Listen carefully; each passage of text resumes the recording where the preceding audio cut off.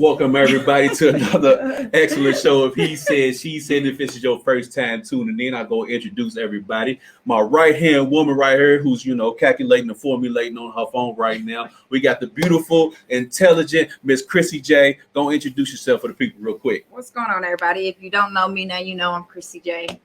That's how you Ones and twos. We got Chrissy J for the ones and twos, and then you already know we got Mr. HBCU, the cool, calm, collective, never nervous, always on time.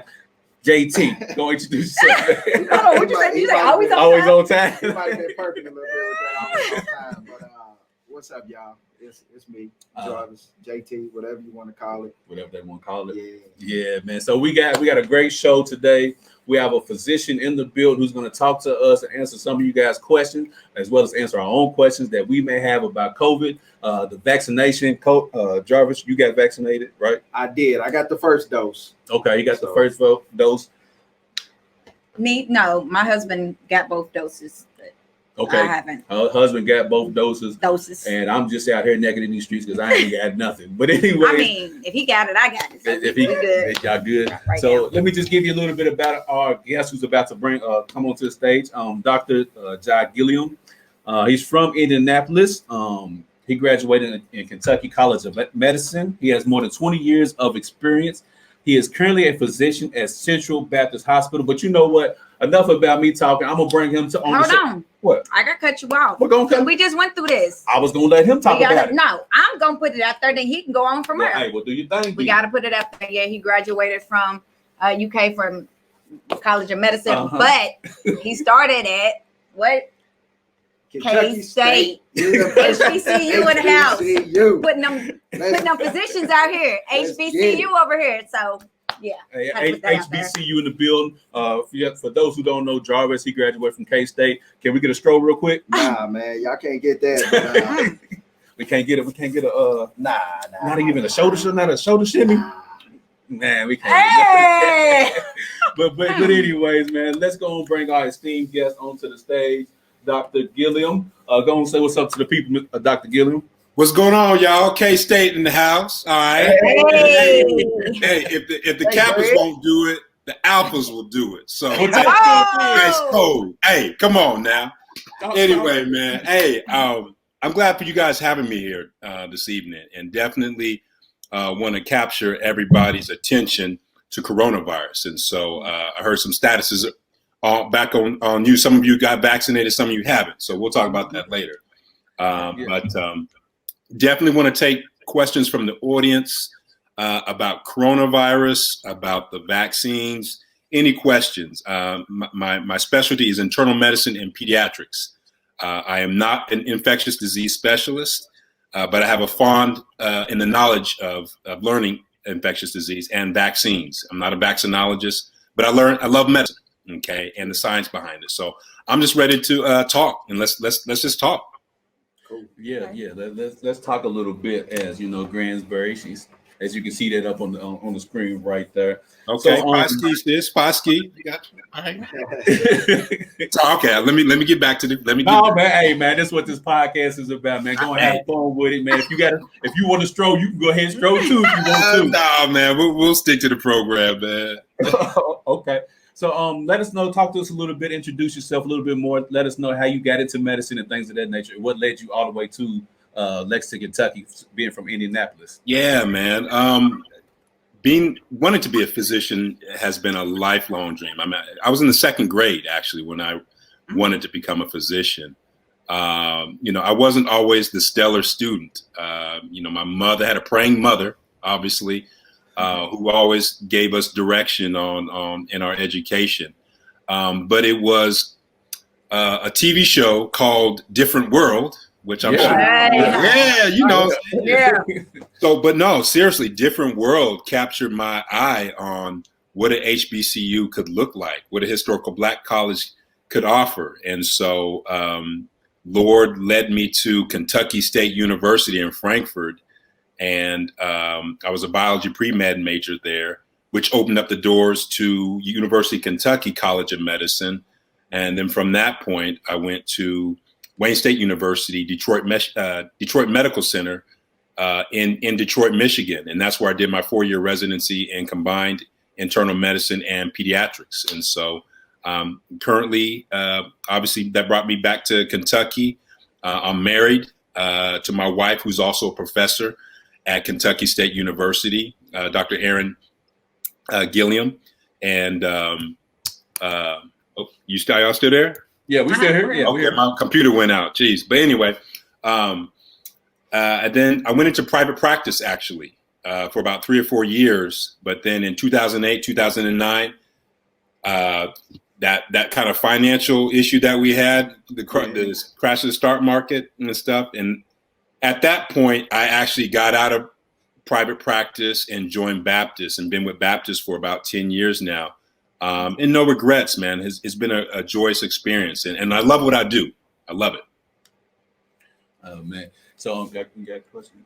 Now, I mean, I guess we can kick off, with and just real quick before we get going, for anybody who's listening, if you guys have any questions for Dr. Gilliam, please put it in the comment section, and we'll put it up on the screen, and he'll be able to answer the questions to the best of his ability.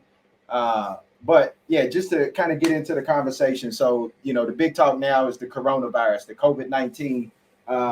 So I guess to start off, I mean, I guess the biggest question that everybody has is, why do you feel, in your personal opinion, that the Black community is so against or has so much anxiety of taking this vaccination? Because that's the big thing. Yeah.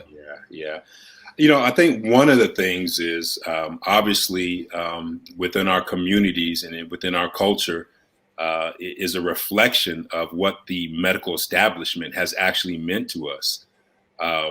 It's both been a blessing and a curse, right? Because obviously the blessing is it can serve as a beacon for health, but it has not always been that way for us as African Americans, even down to the roots of slavery, right? During slavery times, when it came to medical treatment, a lot of the medical treatments early on during slavery was very harsh and very rudimentary. And so things were tested, experimented on us before that would even translate to the white master or their family. So we were always the subject of experimentation, even all the way up into the roots of. Oh, I'm sorry. You had a question? No, go ahead. No, you're good. I'm sorry. I thought, but even to the roots of Civil War, post-Civil War, when medical establishments, hospitals were being made, the early eras of Jim Crow. I mean, they would have separate Black wings for the Black patients and separate wings for the white patients. And so it was always separate for us. We would always receive the lower care.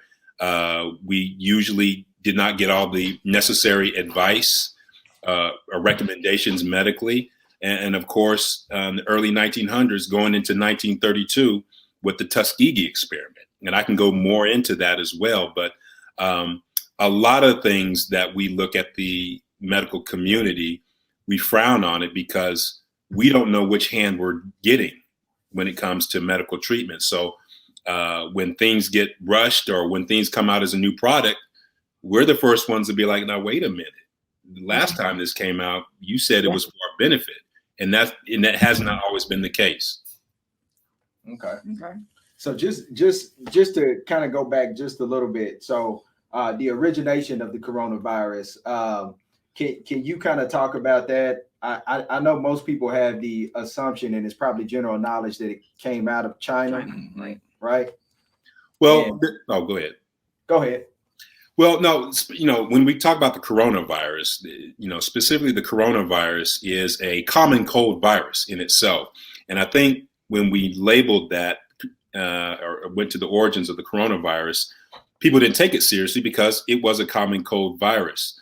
But when we look at these viruses, there's 7 different strands that affect us as humans. Okay. 4 of those strands cause the common cold. We don't think about it. But jogging your memory back in 2003, you remember SARS, SARS? You remember when that outbreak? That was a coronavirus. Okay. Wow. And that infected about 8,000 people, killed about 850. But as soon as it came, it left. We never saw it again. Then in 2012, there was another virus, MERS, or Middle Eastern Respiratory Syndrome virus, okay, which is more deadlier than actually COVID-19, came about and has had its small little epidemics here and there. Now, fast forward to 2019, now we have the COVID-19 coronavirus.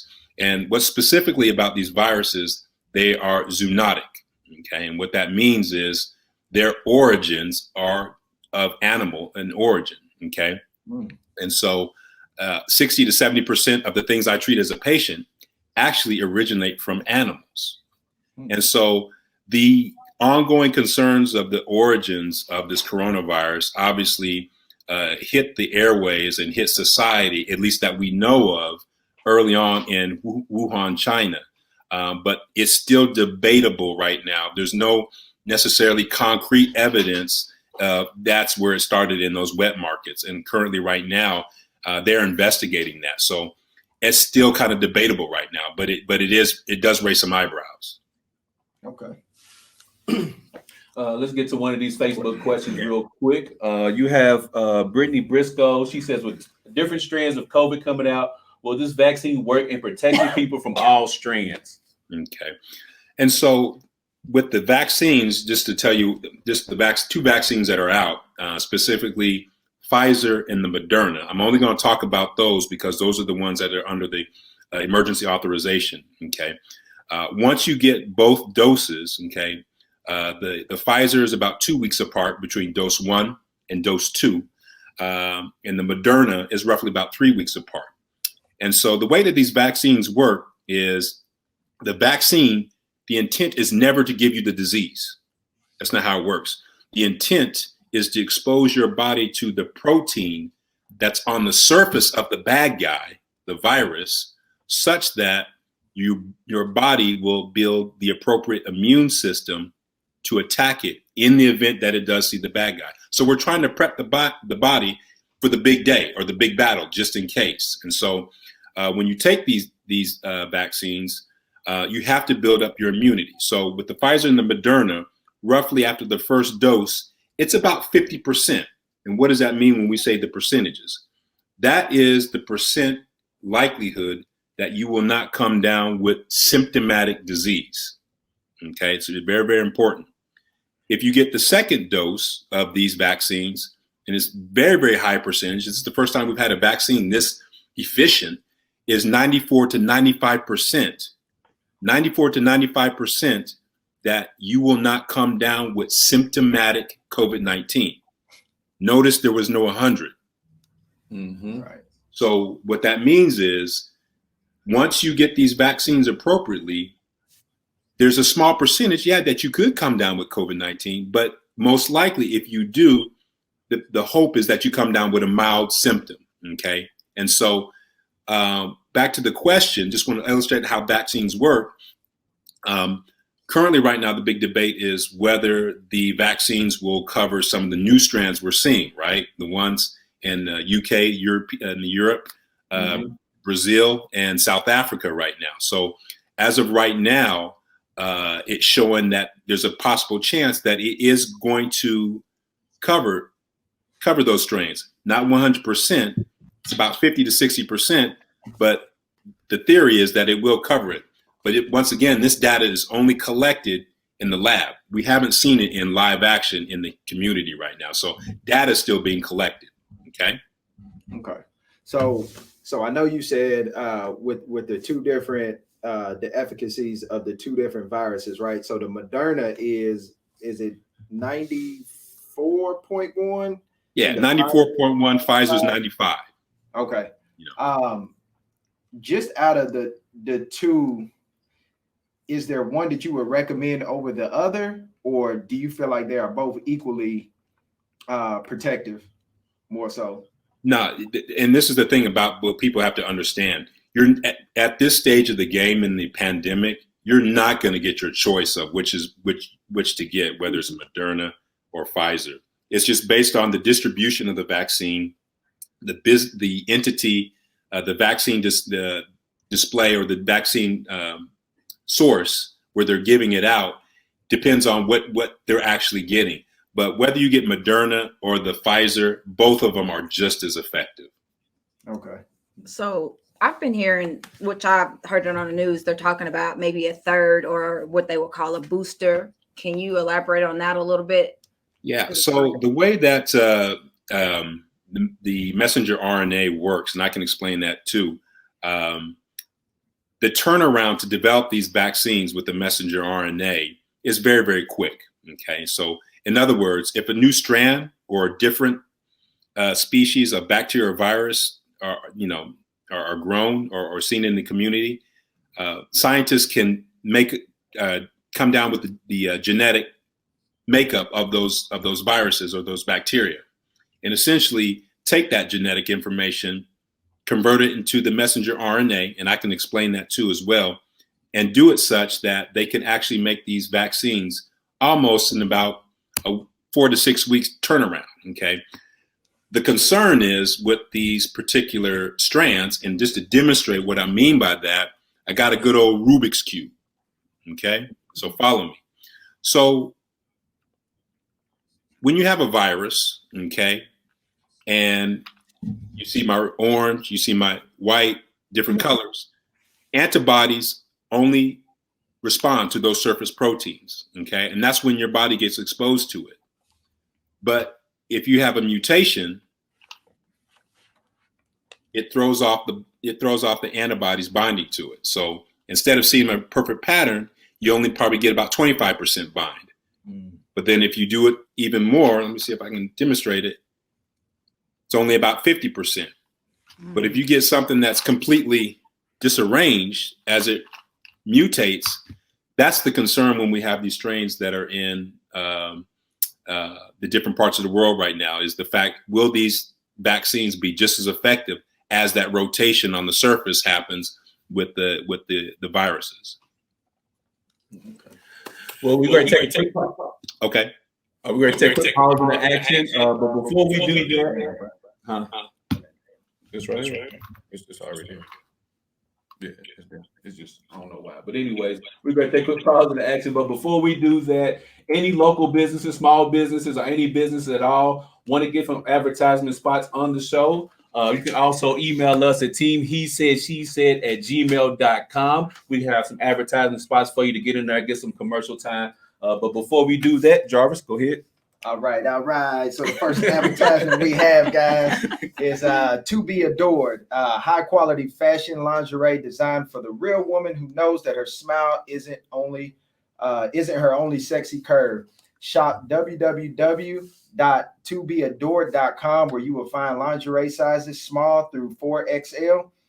Shop with He Said, She Said exclusive code BMINE25, that's BEMINE 25, and receive 25% off your total price. Okay, 25%. Okay. So they are now accepted. To Be Adored is now accepting Afterpay, Sezzle, and PayPal. So fellas, Dr. Gilliam, there's no excuse not to get your lady something she adores. You put me out like that, man. What's up, man?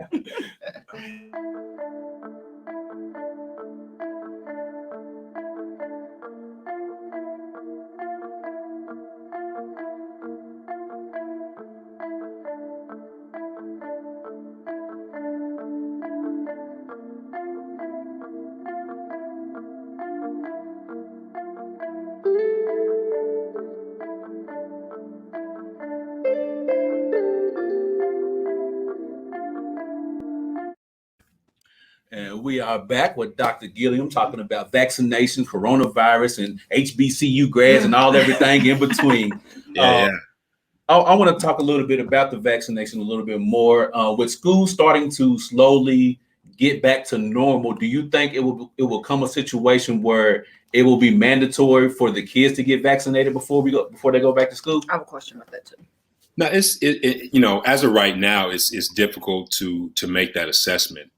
Currently, both Pfizer and Moderna are opening up their studies to younger children, down as low as 12 or 11. But trying to determine where they're going to fall in the vaccination schedule. It's too early to determine at this time. As it relates to schools opening up, the CDC has actually looked at data when it regards to transmission of the virus when it comes to school communities. And it turns out when the school classroom, the school in itself follows an appropriate mask protocol, social distancing, wiping down the surfaces, it actually decreases the transmission pretty low, even to the point where it's actually the transmission is more concerned in the community. In other words, the adults tend to be the more culprits of transmitting the virus and not the kids. And it's kind of the other way around, because early on in the pandemic, we were thinking that the children were going to be really super spreaders of this virus. But at the same time, as a pediatrician, I also have to say that even though children will most likely do well percentage-wise with the coronavirus, there have been children dying of coronavirus of a condition called MIS-C, okay, multi-inflammatory syndrome C in children. And it is very alarming when it comes to this COVID-19 pandemic. So children are not immune from the complications of this virus. So as far as the vaccination, because I really don't understand a lot about it. I've looked up a couple of things, but it's always hard to decipher what's a reliable source or if people are just putting, misinformation. But as far as this, is the vaccine going to be something that they would want you to take yearly, like the flu shot?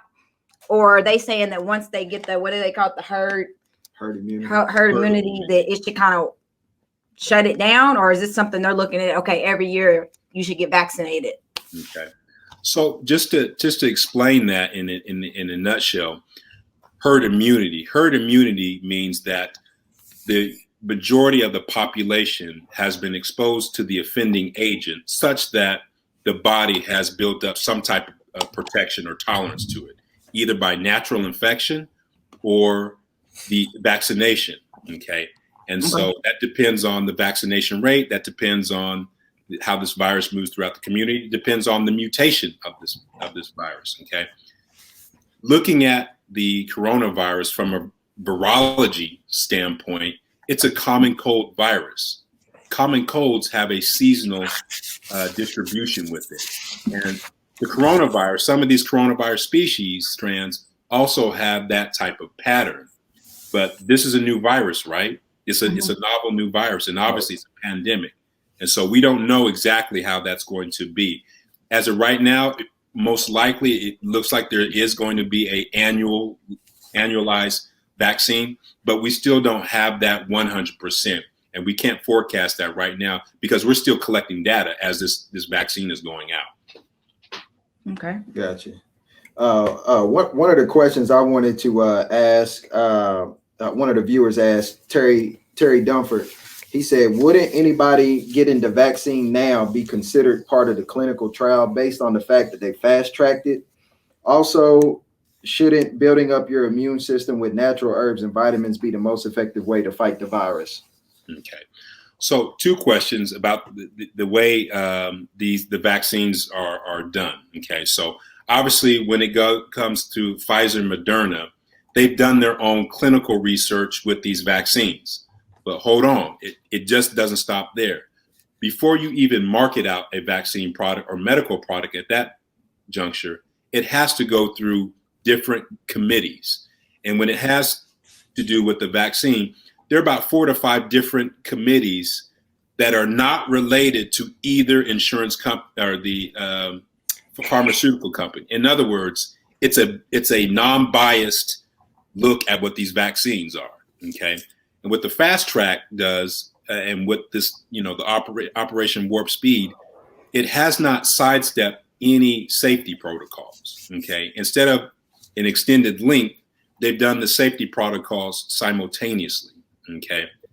And so safety has not been overlooked. So they've only had 2 to 3 months of data for this, okay, before these actually came out. But it was enough statistically to arrive at the conclusion that the vaccines are safe and effective at doing what they're supposed to do, and that is the percentage of preventing symptomatic COVID-19. Okay, and so I think the last question was dealing with natural herbs and natural herbs. Yeah, this is the thing about immune system. I'm a movie buff, right? So like Men in Black, remember Men in Black? Yeah. Right. And one of their motto is, we take care of all the business that you're not even used to. That's how your immune system is. Today, you guys got up this morning. You have no idea of all the different bacteria, viruses, and parasites that you come across. But the thing about it is, every time your body is exposed to these things, you may or may not get sick. An antibody is produced, and the body has a phenomenal memory of that. So you can build up tolerance against these viruses and bacteria. The problem with coronavirus, COVID-19, it's so new, no immune system has ever seen it. So you have no idea how you're going to react with it. So the best thing to do about your immune system is to get rest, okay? Get exercise, eat a well-balanced diet. And if you want to take vitamins, that's fine, okay? But please keep in mind, we have no idea what the coronavirus does once it attacks your body. And people are betting on, because it's a coronavirus, because it's a common cold virus, that I'm going to do fine. But COVID-19 is coronavirus on steroids. It's Debo coronavirus. I'm just saying, because you don't know how it's going to affect you. I've had family, friends, and colleagues die already of COVID-19. I had a colleague friend who, triathlete, 0%, 1% body fat, die of COVID-19. Like, when I found out, the last person I would think. So don't bank on your healthy immune system riding you out on this, because the coronavirus is taking advantage of this immune system. Because before your immune system could even build up antibodies, if you survive, it's already wreaked havoc in your body. So that's why it's so important to get vaccinated, so that we can have the armed antibodies to prevent when Debo shows up. When that person shows up in our body, we're ready. Yeah, gotcha. Did you want? What talking about? Jennifer Green's comment? Yeah, I'm cold. Nah, the one Gloria? first that I had This one right here? Yeah. This is from hope I said your name right, Kendi Wofford. And she says, I had a patient read over our material we give out during our vaccination. He was concerned this is not FDA approved, but is an emergency protocol. Can you explain the safeness of the emergency approval versus the FDA approval? Yeah, no problem. So just like I said, okay, early on, Pfizer, Moderna put out a product. It goes through a subcommittees that are not related to the pharmacy industry. In other words, they owe no allegiance to the pharmaceutical company. Their job is to make sure your data matches up and also make sure that your product is safe. So what the emergency authorization status is made up of different other subcommittees that look at the data and say, during this state of emergency, because it is emergency, roughly about 450,000 people across the globe get diagnosed with COVID-19. An estimate of almost 14,500 people die every day of this virus. And so the benefit of getting this vaccine out outweighs the risk in trying to prevent the spread of it, given the fact that it is a safe product. Okay. Now, that doesn't mean this vaccine is for everybody. Okay. Because we've had people have some reactions to it and some people not being able to take it. But the difference between the emergency authorization and the FDA is the FDA has some other protocols to look at, which they've done in a timely manner. But currently right now it's under emergency authorization, meaning it hasn't gone through FDA approval. But currently right now in an emergency state, the benefit of getting people vaccinated to stop people from going into the ICU, flooding up the hospital system, that's the main thing we're trying to get. is to trying to keep you alive, one, but we're also trying to prevent people from going to the ICU and dying. So as of right now, that is a benefit in compared to the risk. And statistically, that is the case when it comes to this vaccine, given the steps that it has already been through, which is almost a medical miracle currently right now in regards to its advancement. But also, please keep in mind, it's not FDA approved, and data is still being collected on a lot of clinical information, questions that are being posed right now. Data is still being collected on that. Okay. Please, George. All right. So the next comment we had is from Gloria Maldonado. And she said, are there specific long-term effects of COVID we should be aware of that might be prevented by the vaccine? I've heard a lot about risk of blood clots months after infection and potential of heart disease in kids. So do you want to touch on that too? And just to kind of piggyback off off of what she said, I know there's been talk of, is it Bell's palsy? Yeah. And what's that other, when you feel like you're choking or can't breathe, anaphylaxis? Anaphylaxis, yeah. Oh, okay, anaphylaxis. Yeah. So when we look at the vaccine in itself, okay, well, actually with the first question, are there long-term complications of COVID-19? And there are, okay, and we've been seeing this in our long haulers, okay. Yes, we have been seeing some individuals with COVID-19 develop strokes, okay? And you don't have to be severe to have this. It could be mild symptoms of COVID-19 and develop stroke, an actual stroke-like symptoms and stroke. We've had individuals develop blood clots because of COVID-19, heart disease in regards to something called myocarditis, which is inflammation of the heart, kidney failure, worsening dementia, worsening mental illness. 1 in 8 individuals who have had COVID-19 have had worsening depression and anxiety, even non-prior diagnosis. We've had new diagnosis of people with mental illness post COVID-19. Okay, and even in our children with the multi-inflammatory syndrome C, our kids are not immune to this, and so there are some post complications of natural COVID-19 if you get it naturally, right? Because your immune system hasn't seen it before. If it hasn't seen it before, it can run amok and have its way with you, okay? And so I think, what was the last part on that? I think, did I get everything on that? It said that they've heard about risk of Blood clots after infections and potential of yeah, I think you touched on that. Right. And that's related to natural COVID-19. That's not related to the vaccine, right? Because the vaccine does not give you COVID-19 infection. That's a key point. People have to realize that. And I can explain that too. And kind of like the flu, when they say if you take the flu shot, people say they injecting the flu in you to help you build. Is that? So the reason that that's so important is because it's put out there with both the first and the second shot, you are going to have potential side effects. Okay. The first side effect is your body reacting to the protein because it's an immune system. Okay. And so every time you get sick, it's a signal flare.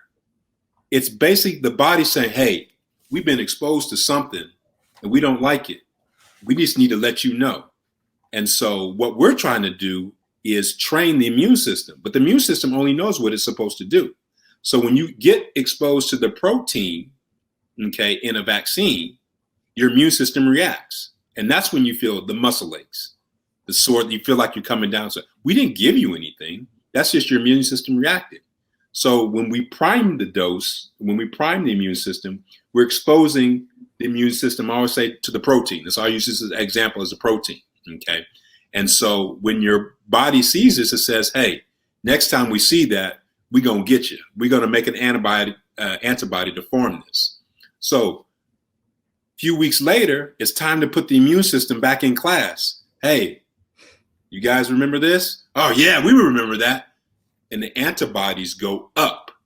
But in relation to it going up, you also feel more symptoms. So that's why in the guidance of both Pfizer and Moderna saying the second shot gets a little booster effect and you feel it. You're not getting sick from the infection. Your immune system is reacting to the protein. Makes a lot of sense. Yeah. We have a comment right here from Jennifer Green. Well, question. She said, how long should you wait to get the vaccine after being infected with the virus? Okay. So there's two protocols on this. One, the CDC put out there says if somebody who has natural infection and recovering from COVID-19, you can wait up to 3 months. And there's studies showing that there's 3 months worth of antibodies available. Okay. And it's suggested that there's 3 months of protection during that time. At the same time, if you are recovering from COVID-19, by all means, do your appropriate quarantine first before you go to any vaccination site. The 3 month wait was put on there because there could have been some supply or shortages in the area. And so they were trying to get it such that people who actually need it first to go ahead and get it. Because if you've had COVID-19 and recover, at least 3 months of data have shown individuals have protective antibodies. After those 3 months, it's hard to say that. But I would encourage anybody who's gone through their post-COVID-19 quarantine, if they do feel well, to go ahead and pursue to get vaccinated. But both of those protocols can be administered. And of course, check with your doctor if you're still having any medical concerns in regards to getting the vaccine. And when you do go get your vaccine, there's screening questions there to make sure you're an appropriate candidate there that day for the vaccine. Okay. So we have a question from Kaylin Sandusky. She says, how do you know if you could have an allergic reaction to the vaccine? Okay. So just to set it up, when you go to get your vaccine, it's not like getting the flu shot. We go ahead and administer it and see you. No. When you get your vaccine, you have to wait 15 minutes. Why is that?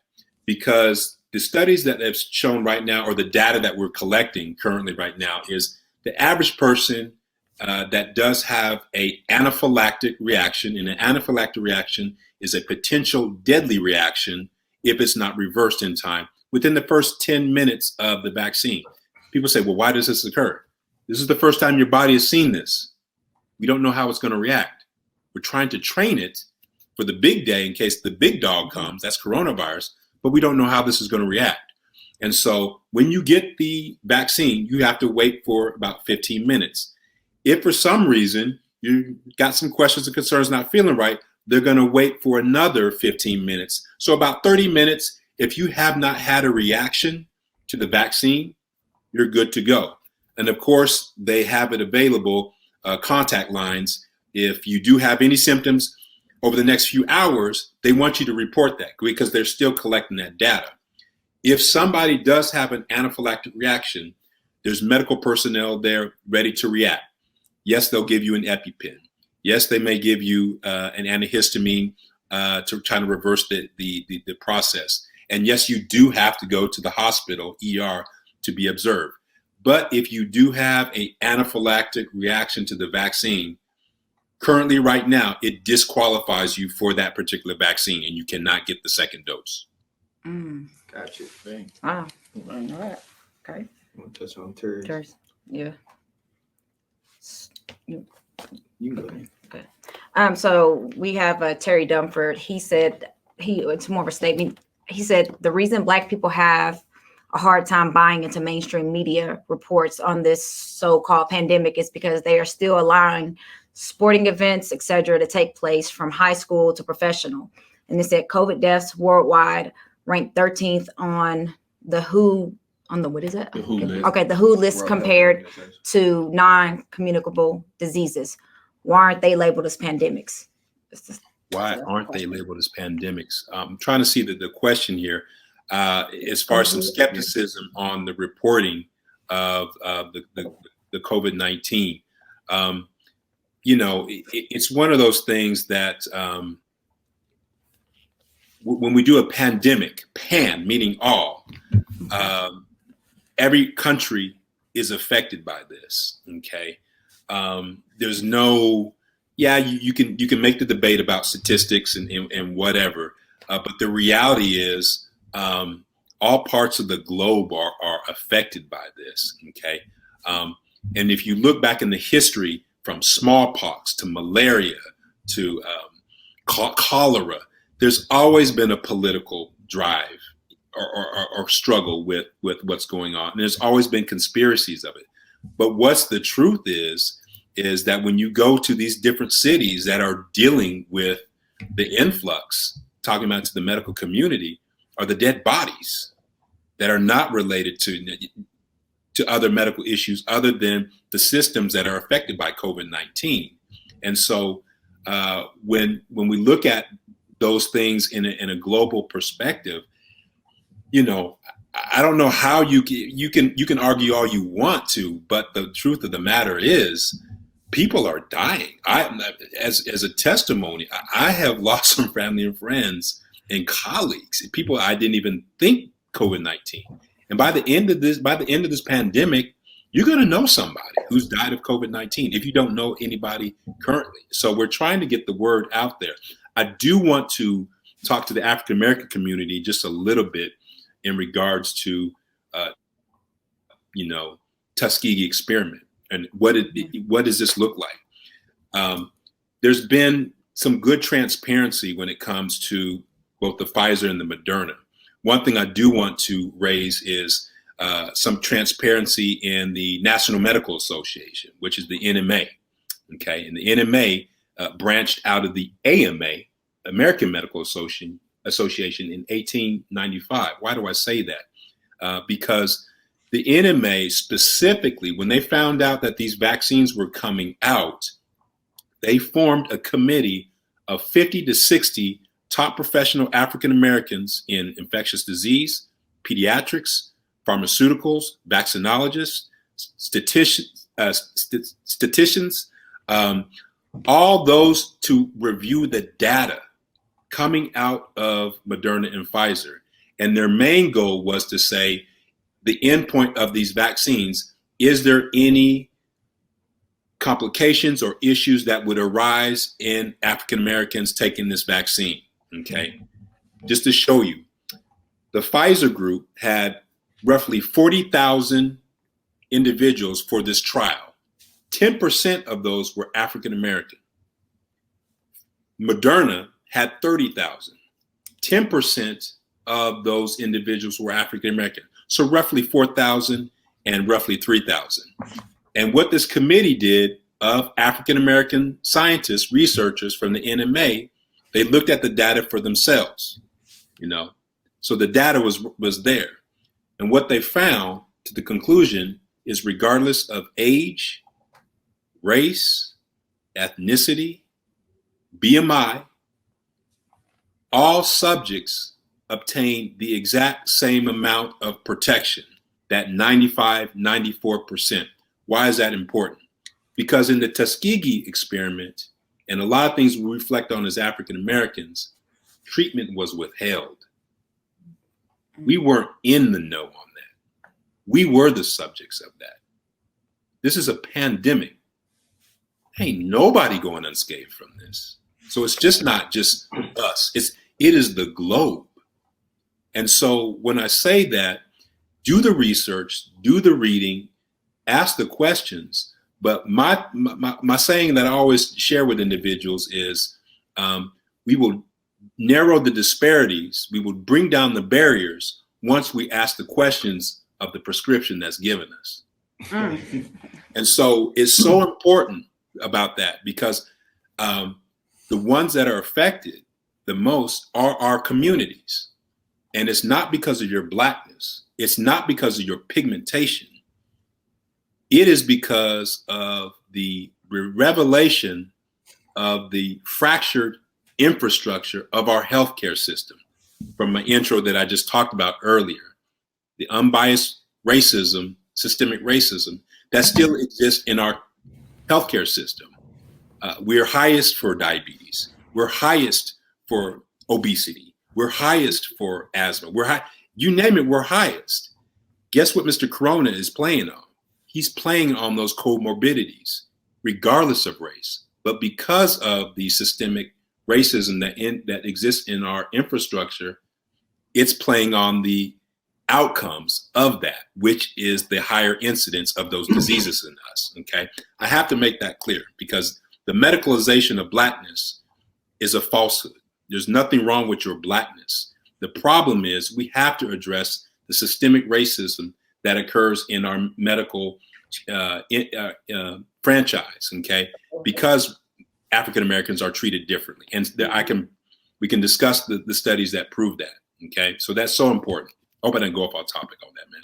No, that was passion for me. I'm sorry. No, man, we wanted you to keep on going. I'm sorry, man. I'm sorry. No, we wanted you to keep going, man. But yeah. So I hope that makes sense.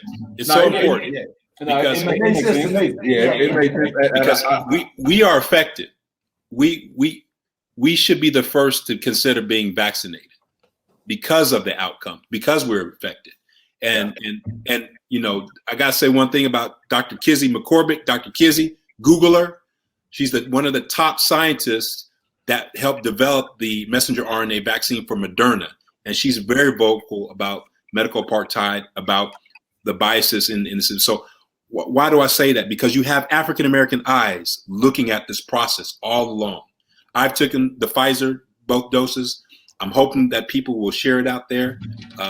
Not because of just I have any ownership in that, but my people perish for a lack of knowledge, and I don't want that to go. And so, you know, the prescription, you know, the knowledge base about it. Let's read about it. Let's get vaccinated if it's right for you. It's not right for everybody. It's not. So you have to have that discussion with your doctor. Listen, I'm over to brainstorming, trying to figure out how can we have some type of another like a setting where we can actually have people, you know, of course, practicing social distancing to be able to have them, because this is important. I mean, like, you're giving so much information. I got more juice. Listen, I want to be look, just give me a date and time. Let me check with my wife, make sure I can get and I'm there. No, this is so important. This is so important. Yeah, no, it is. Man, we're going to take another quick pause in the break. Again, if you have a business out there that you would like to have some advertisement spots, you can hit us up in the email address at teamhesaidShesaid@gmail.com, and we will go over and discuss those prices with you to get you some advertisements, some commercial spots, because we are and will be on in the spring in Nashville, Louisville, Columbus, Ohio, and also I learned last night Baton Rouge, Louisiana. Okay.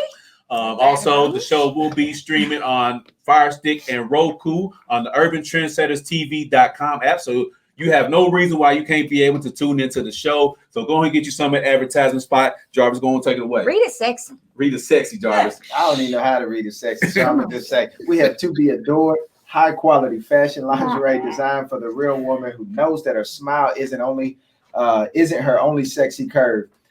Shop www.tobeadored.com, where you will find lingerie sizes from small to 4XL. Shop with the exclusive code from He Said She Said.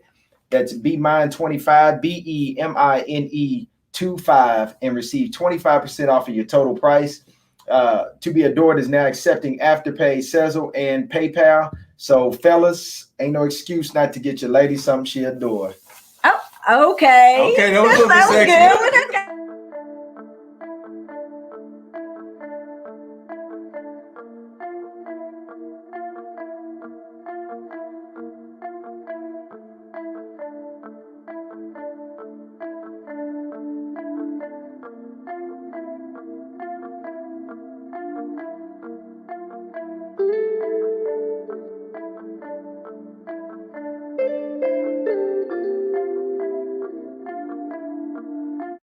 So I think we got to. And we are back with He Said She Said with Dr. Gilliam, talking about the vaccination, coronavirus, aka Debo. Let's take a couple of more of these questions real quick for some of the viewers.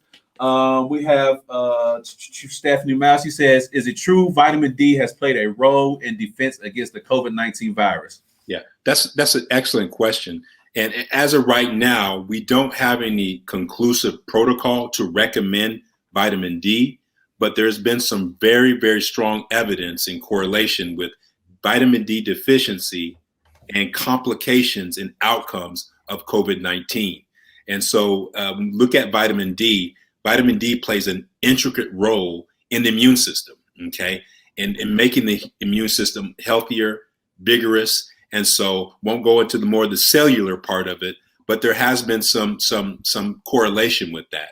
And so again, eating healthy, getting exercise is going to be the best way. If you are vitamin D deficient, then obviously talk to your doctor with the appropriate vitamin D supplementation. Vitamin D deficiency is also higher in African Americans because of our, with the UV light absorption is a little bit less with us because of our melanin. Okay, it's not a defect of all; it's just a physiological effect. So, when it comes to vitamin D and nutrition, you are going to want to make sure that you're up to par on that. But yeah, there has been some studies with that. Still not conclusive, but it looks very, very fruitful in that when it comes to COVID-19 and some of the outcome studies. So yeah. Okay. So back in December, is it Fauci? Yeah. Fauci. That's my man, Dr. Fauci. Yeah. He estimated that at least 75% of the population would have to be vaccinated to make a difference. Does that still stand true? That's still the data? Yeah, that's still kind of the aim goal right now, from at least the last reports that I'm hearing. Yeah. Okay. So mask through 2021, probably. 2021. Mask through 2021, probably still. I mean, in your opinion, from what you're saying? I mean, the thing about it is, and that's the other thing, once you get your shots, people, you still have to wear your mask and still practice social distancing. One of the things that we don't know is about transmission. Again, the goal of the vaccine is to keep you out of the ICU and not die. But as far as getting the vaccine and doing away with the mask, you can't do that. We still do not know about transmission in regards to this vaccine. Okay. So I think that kind of answered some of the questions About the mask. Yep, about the mask or whatever. The only other question, and I don't know if you'd be able to speak to this specifically, but people are just asking when do you think we would be able to take our mask off, in, whether it be this year or at the end of this year or whatever. And I know that's probably a pretty difficult question to. 75% of the population is vaccinated. Never. The thing about it is we don't know. We're still collecting data. And now that we have these new strands, I mean, this is a battle between man and nature right now. And obviously pandemics have come and gone, and we will get through this, you all. It's not always going to be like this, but it's our time. The last time we had a pandemic like this was the influenza breakout, influenza pandemic in 1918, over almost 100 years ago. But they're reading about us. We're part of history right now. But as of when all the social restrictions, all that, I don't know. Data is still being collected on that, but it's going to be a battle. We still got to continue, y'all. I think a part of the problem, we're such visual people, and because they don't see stuff oozing from your eyes or you bleeding, they don't they don't take it as serious. You know what I mean? Because if they were physically seeing things happen to you, people will be fighting and running to get the vaccine. Is what what do y'all think? Yeah, I mean, if I told you some of the stories that my colleagues have told me of just being, I mean, when you have COVID, when you die from COVID-19, you die alone. Mm-hmm. There's no running around grandma's bed. There's no let's be there to pray to. It's a nurse or a doctor holding it over your loved one to say, because you're not allowed in there. Mm-hmm. And so I've had colleague friends be there for individuals to take their last breath. I've had colleague friends see people gasp, for their last breath. And so it's a horrible way. It's bad. And I'm not trying to set the mood but I'm trying to make a point. You don't get to choose on how COVID-19 is going to affect you. If you survive COVID-19, God bless you. That's a blessing.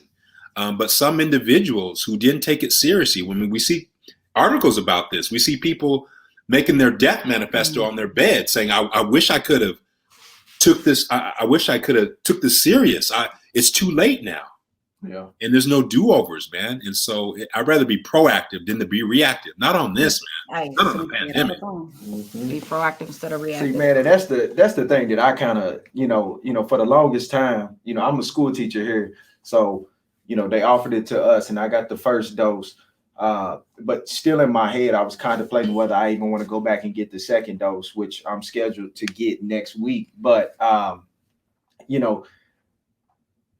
I just want you to kind of touch on like a lot of like the conspiracy theories and stuff like that, because a lot of people are, you know what I'm saying? And I know like I had someone tell me the other day, my son's mother was telling me the other day about Elon Musk talking about the mRNA that he's going to be using to, I guess they're going to implant something in people's brains that will be able to cure all disease or something like that. So basically what they're taking is like, the mRNA is somehow going to be, it's being put in our body to help kind of like control us or whatever it may be.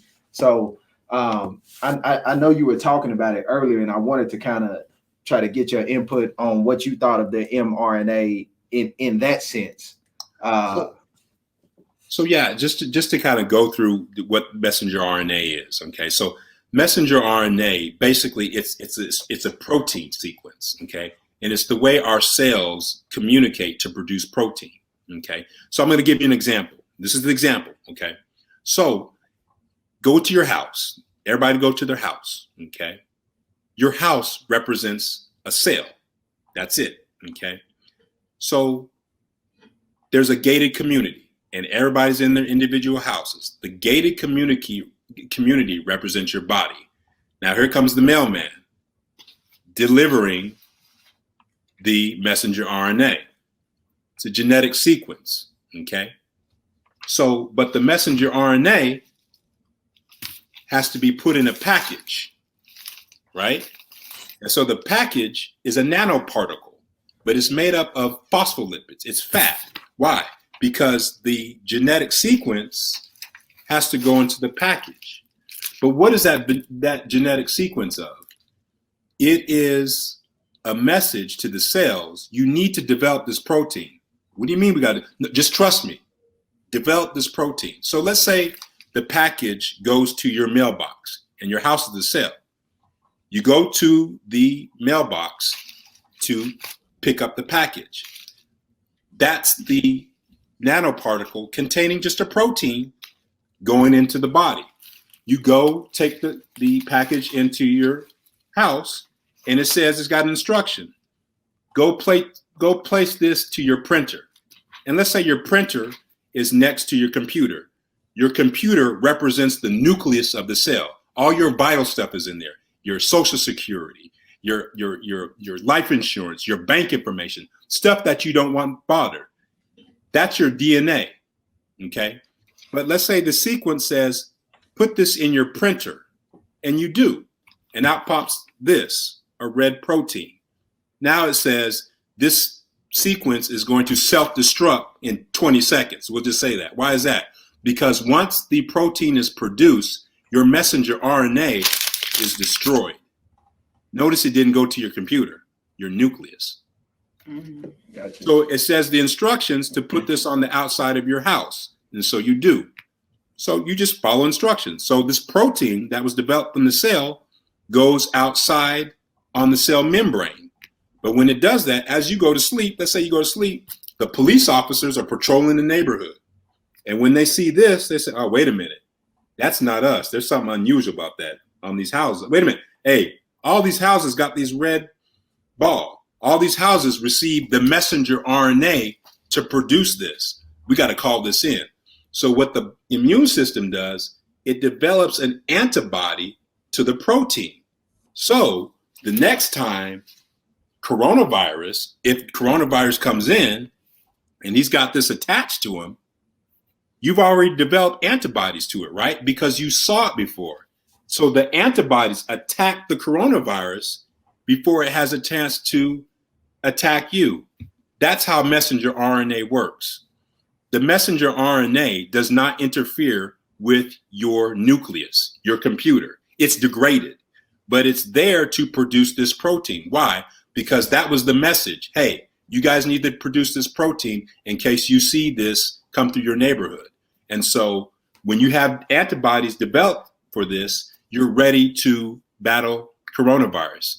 What you don't want to do is have this guy come in, infect you, and your immune system has never seen it before, right?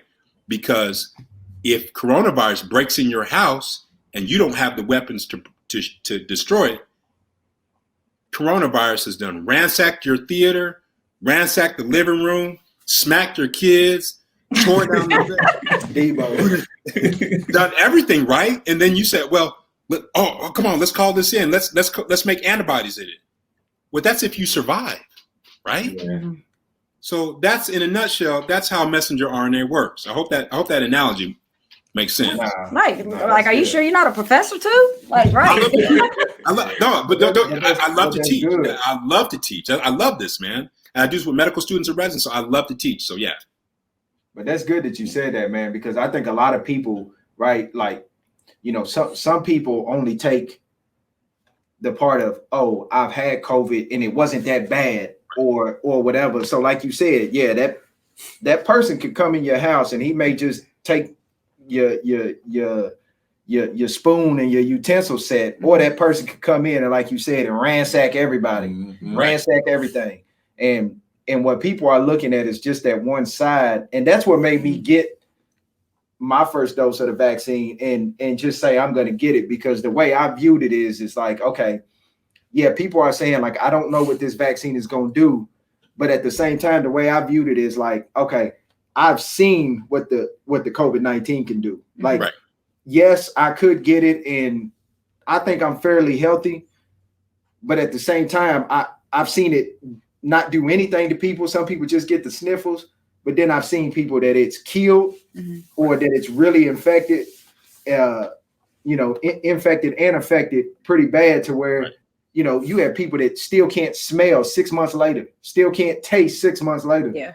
I love food too much to not want to, you know, smell and taste. So, but see, mine's kind of the opposite. Like, for me, kind of like what you were saying, like, so my husband got it, right? So I'm thinking to myself, I mean, and I tell him, you're in the medical field, so, you know, you're more privy, or you look at it differently than people as, I guess, is ignorant to uneducated. Well, or ignorance is not, it's been deemed a bad word, but I'm saying are ignorant to the information. We don't, understand it. So for me, I'm thinking to myself, well, we both can't take, well, I can't get it right now anyway, because I'm not frontline worker, but I don't want nothing to happen to both of us. So if you gonna go ahead and do it, I'm gonna see, what happens to you, but I don't want it to take us both out. Like, that's my thought process on it, because I mean, I have anxiety about it. I think a lot of people and the thing about messenger RNA, the technology to do this has been since the 1970s, you all. This is not new, okay? Even in the vaccine development, currently with the Pfizer and Moderna, getting it more proficient has been 10 to 15 years in the making, okay? So a lot of people think that this just happened overnight. No, this has been 20, 30 years just to ensure that. But yeah, I was the same way.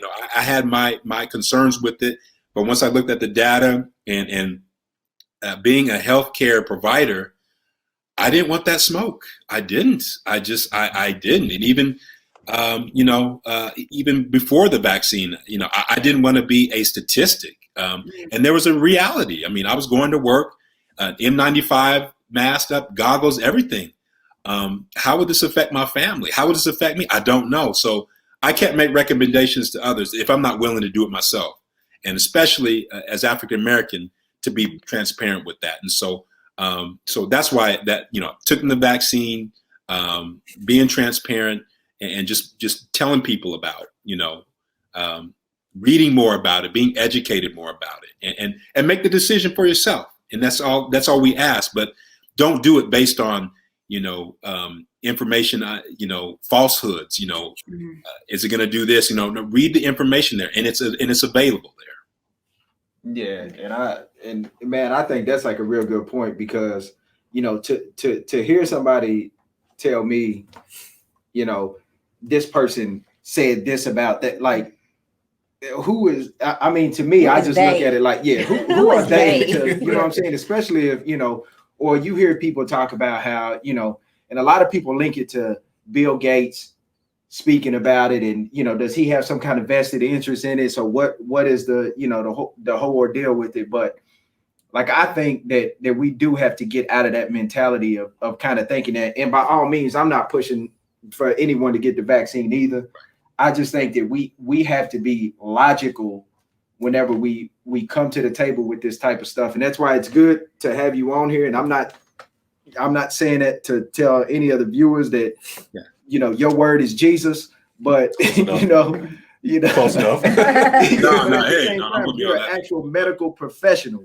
Right. And I'm having a dialogue with you as though I would have, with my patients. Okay.